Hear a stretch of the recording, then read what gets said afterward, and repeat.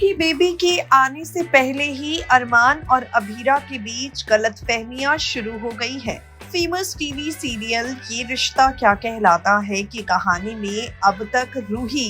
अरमान अभीरा को दूर करने की कोशिश कर रही थी।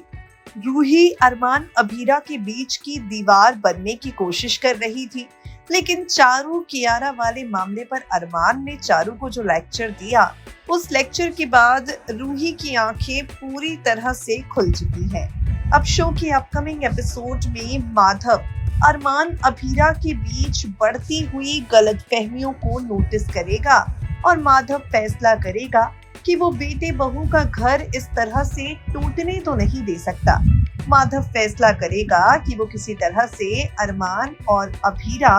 दोनों से बात करेगा और माधव अरमान अभीरा को समझाने की कोशिश करेगा कि अगर ये दोनों इस तरह एक दूसरे से लड़ते रहेंगे तो भला रूही को लाइफ में मूव ऑन करने के लिए कैसे मनाएंगे। अगर ये दोनों एक दूसरे से लड़ते रहेंगे तो इसका रूही पर और पुकी बेबी पर कितना बुरा असर पड़ेगा। शो के अपकमिंग एपिसोड में आप देखेंगे हाई वोल्टेज ड्रामे, जहां पर माधव के मुंह से गलती से निकल जाएगी बात कि अब तक रूही इन दोनों के बीच गलतफहमियां पैदा कर रही थी और इन दोनों ने उस चाल को कामयाब होने दिया और अब ये दोनों एक दूसरे के रिश्ते को कमजोर कर रहे हैं, एक दूसरे के साथ की मजबूरियों को समझ नहीं रहे हैं। सीरियल की कहानी में आगे क्या कुछ होता है,